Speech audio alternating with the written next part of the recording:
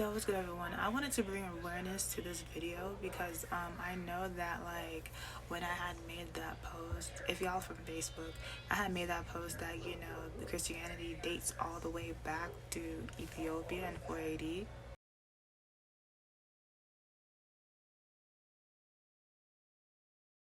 When people are you found a white man's religion, you're reading a white man's Bible, okay? So I came across this video which was interesting because I know that after I had made that post, that people were like, Ethiopians were forced into Christianity and blah blah blah. For those who may not know, Christianity started in the Levant region, which is right in between Europe and Africa.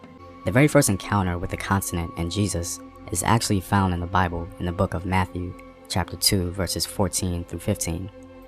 So he got up, took the child and his mother during the night, and left for Egypt, where he stayed until the death of Herod.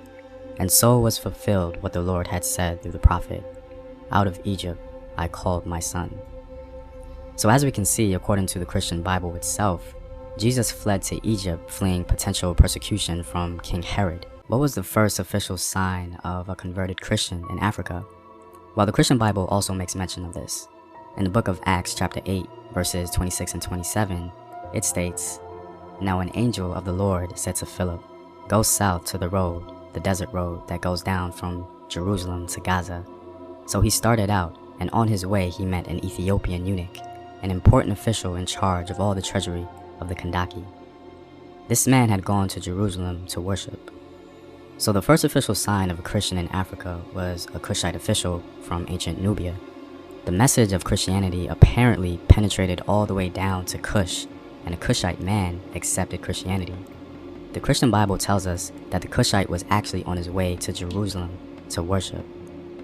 The conversion of this Cushite signifies the long and extensive history of Christian Africans in Nubia. As we can confirm historically, ancient Nubia harbored 3 Christian kingdoms: the kingdom of Nobatia, Makuria, and Alodia. Christianity in the kingdom of Nobatia began to take a stronghold around the 5th century. The first officially recognized Christian king of Nobatia was King Silko.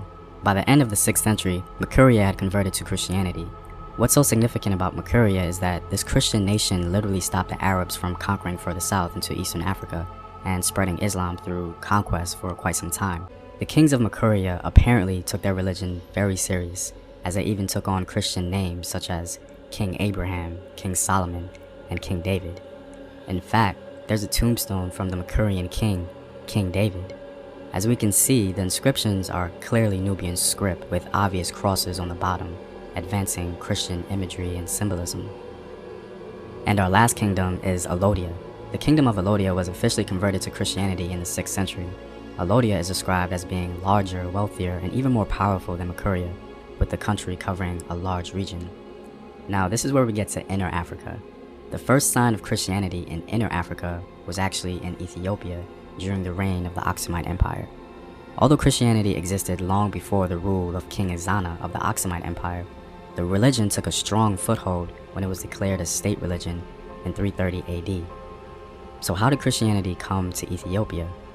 Funny story, actually. After being shipwrecked and captured at an early age, Frumentius, a man from Lebanon, was carried to Aksum, where he was treated well. It was Frumentius who converted King Ezana to Christianity, and the religion became official. But what about Western Africa? How did Christianity come to that part of the continent? Well, there's a general idea that Christianity first came to Africa via colonialism, and that simply isn't true, as we proved earlier. But when it comes to Western Africa, we assume this as well. However, Christianity actually entered Western Africa via trade with the Portuguese around the 15th century. To begin with, Africans in the West had a relatively positive trading relationship with the Portuguese. And when you're trading things, you're not only trading items, but you're also trading ideas. And it was in this context that the Congo Empire embraced Christianity in the 15th century. The unique thing about Congo was that there was a huge movement led by Kempavida to understand Christianity strictly from an African perspective, because they began to realize the manipulation of the Portuguese. The Congo Empire has a very long and extensive history with Christianity that is very well documented. The Bakongo people were very much a part of the Christian world. So given this historical perspective when it comes to Africa, Christianity flowed into the continent very naturally as it did in other parts of the world. I mean, it only makes sense that Christianity would flow into Africa naturally, as the birthplace of Christianity is literally right outside of Egypt. I just think it's interesting that, Christianity going into Africa was not forced. And it seems natural for it to go into Africa, if it was not already in Africa. All them countries is right there connected to Africa. And just learning about simple people such as romances, you understand? I remember someone told me there was this whole war, that's why Ethiopia is Christian now.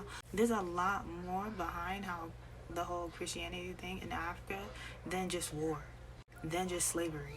I don't know why there's just seemed like this obsession with just, we were captured, we were just brutalized and all stuff and forced into this and forced into that. That's kind of actually painting us as weak. You understand? And I don't think I come from a weak lineage. It's actually kind of disturbing when you think about it, when something, new comes into Africa, we were brutalized, we were forced into it, maybe we just resonated with it. And by saying things in that way, you're actually giving more power and credit to the non-black people. You understand? And when you actually listen to yourself talk, and that's wild.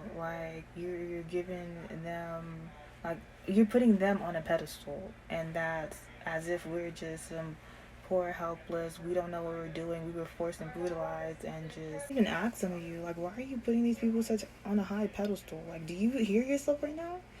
Are you rereading what you're writing me? You understand? Non-black people are this, non-black. Do you? So we're just dumb. And just so easy manipulated. Just some helpless souls that can't think for ourselves, can't change our minds, have no power to fight back. Okay? No. So this is just what I wanted to show y'all, and I just wanted to bring this awareness because when I watched it, it makes me want to research deeper, you understand? And I feel that there is more to the story than war and being forced into something, you understand? It's as if people saying we don't have a mind of our own and that we can't change our mind to something else. We can't resonate with something else when it's presented to us, you understand? And that's kind of sad. That's kind of making us seem like we're dumb.